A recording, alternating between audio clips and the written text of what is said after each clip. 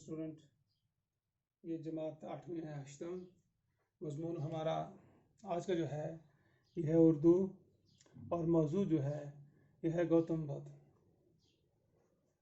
پچھلی کلاس میں ہم نے پڑھا کہ گوتم بدھ کون تھے، وہ کہاں پہ پیدا ہوئے اور کس دور میں پیدا ہوئے۔ ہم نے دیکھا کہ وہ قبل مسیح 543 میں پیدا ہوئے، تو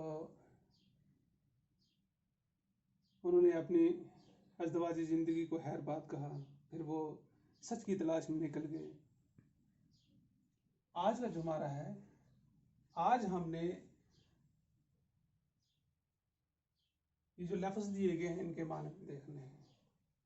ہمارے لیے یہ نئے لفظ ہیں اور ان کے معنی کیا ہیں۔ یہ ہمارے سبق سے ہے، جو سبق ہم نے پڑھا ہے اسی میں ایک لفظ آیا ہے پرتعیش۔ اس کا مطلب ہے عیش و عشرت سے بھرپور، یعنی وہ لوگ جو عیش و عشرت والی زندگی گزاریں، لکشریس لائف، آرام والی، جہاں سب چیزیں میسر ہوں، جہاں نوکر ہوں، جہاں سب سہولتیں ہوں، کسی چیز کی تنگی نہ ہو، اس کو بولتے ہیں پرتعیش۔ دوسرا لفظ ہے ہوگر۔ ہوگر کا مطلب ہوتا ہے عادی، کسی چیز کا عادی ہو جانا، عادت پڑ جانی، ایڈکٹیڈ ٹو، یوز ٹو۔ تو تیسرا جو ہے یہ ہے قبل مسیح۔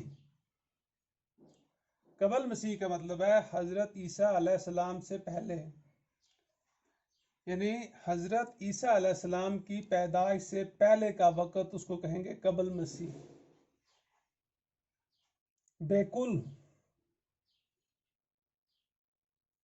بیکل کے معنی ہیں بے قرار، بے سکون، بے چین، بے آرام۔ یعنی انسان کے اندر دو کیفیتیں پائی جاتی ہیں بڑی، ایک ہوتا ہے اطمینان، سکون، اور اس کا اپوزٹ جو ہے، مخالف جو ہے، وہ ہے بے سکون، بے چین، بے آرام، بے قرار، بے کل۔ یعنی جب کسی بھی انسان کو چین نہ ہو تو وہ بے کل ہی رہتا ہے، بے قرار ہی رہتا ہے۔ پھر ہے اہل ثروت۔ اہل ثروت لوگ، یعنی وہ لوگ جو دولت مند ہوں۔ یعنی اہل ثروت ان لوگوں کو کہتے ہیں جو لوگ دولت مند ہوں، مالدار ہوں، جن کے پاس کافی پیسہ ہو، کافی زمین ہو، کافی عیش و عشرت کی چیزیں ہوں، ان کو بولتے ہیں اہل ثروت۔ نومولود،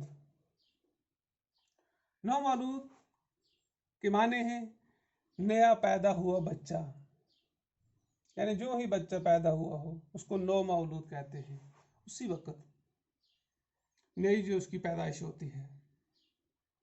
مورہ، خالی، جس میں کچھ بھی نہ ہو۔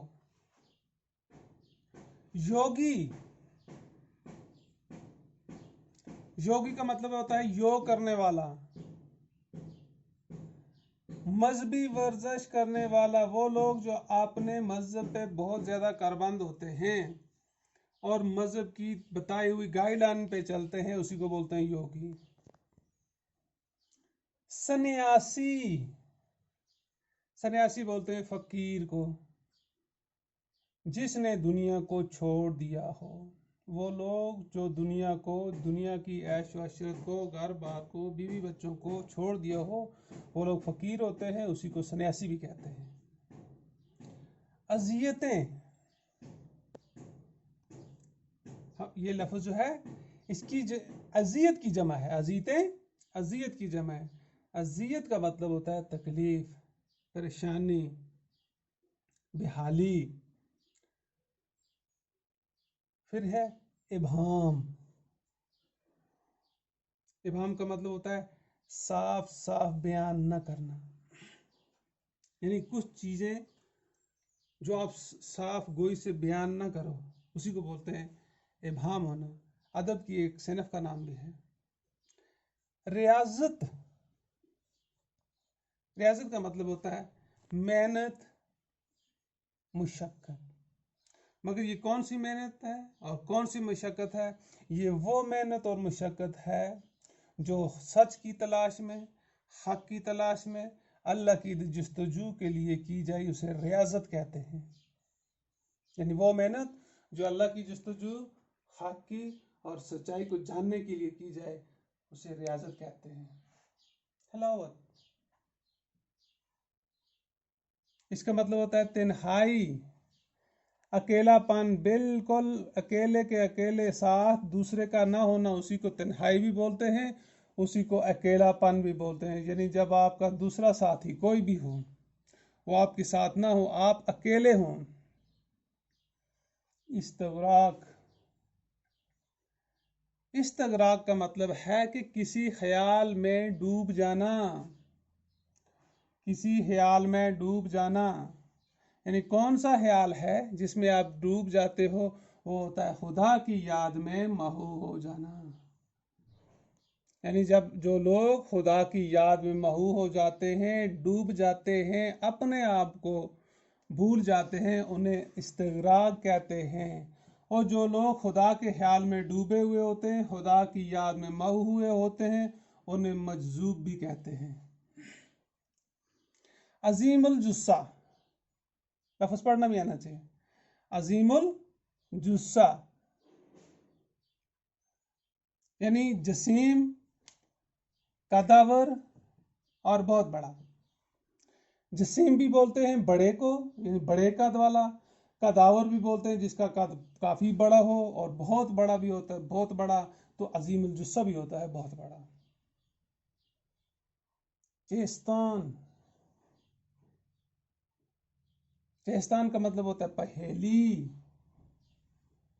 معمہ، ایک ایسی چیز جو آپ کو نئی لگے، جو کبھی آپ پہلے دیکھی نہ ہو. منکشف،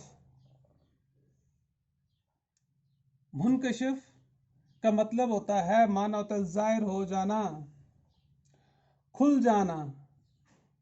اکثر یہ لفظ جو ہے یا یہ چیزیں جو ہوتی ہیں، یہ ان لوگوں کو پہ وارد ہوتی ہیں جو لوگ حق کی، سچ کی، اللہ کی تلاش کرتے ہیں. ان لوگوں پہ اس کی سچائی، اس کی وحدانیت، اس کی طاقت، اس کی باقی چیزیں، وہ اس کے راز کھل جاتے ہیں. اس کو کہتے ہیں منکشف ہونا، ظاہر ہونا، کھل جانا. جبلی کا مطلب ہوتا ہے فطری اور پیدائشی، نیچرل اور پیدائشی. یعنی جو پیدائش سے ہو، جو آپ کی فطرت میں ہو. افکار، افکار کا مطلب ہے فکر کی جمع. یعنی یہ لوگ جو سچ کی تلاش میں ہوتے ہیں، جو اپنے مذہب کی تلاش میں ہوتے ہیں، جو اپنے مذہب کو گہرائی سے دیکھتے ہیں، پھر ان کے اندر افکار پیدا ہو جاتے ہیں، بہت ساری فکریں پیدا ہو جاتی ہیں، وہ بہت ساری چیزوں کا مشاہدہ کرتے ہیں. فرار، لفظ ہے فرار. فرار کا مطلب ہوتا ہے بھاگنا، یعنی کسی کام میں سے بھاگ جانا. چاہے آپ سکول سے بھاگ جائیں، چاہے آپ گھر سے بھاگ جائیں، چاہے آپ کام سے بھاگ جائیں، فرار بولتے ہیں. راست، راست کا مطلب ہے درست، سیدھا اور صحیح. یعنی جو سیدھا ہو، جو صحیح ہو، جو درست ہو، اسی کو راست بولتے ہیں. طرز بود و باش، طرز بود و باش، زندگی گزارنے کے طور و طریقے. یعنی جن اطوار سے، جن طور طریقوں سے زندگی گزاری جاتی ہے، انہی کو کہتے ہیں طرز بود و باش. صحیح، صحیح، صحیح کا مطلب ہے کوشش، کوشش. والف، کھلا، وسیع، بڑا، کھلا میدان، وسیع میدان، کھلی سوچ، وسیع سوچ، بڑی سوچ. عادہ، عادے کا مطلب ہے دہرانا، بار بار کسی چیز کو کہنا، کسی چیز کو دیکھنا، کرنا. میانہ روی، میانہ روی، درمیانی راہ. درمیانی راہ کا مطلب کیا ہوتا ہے؟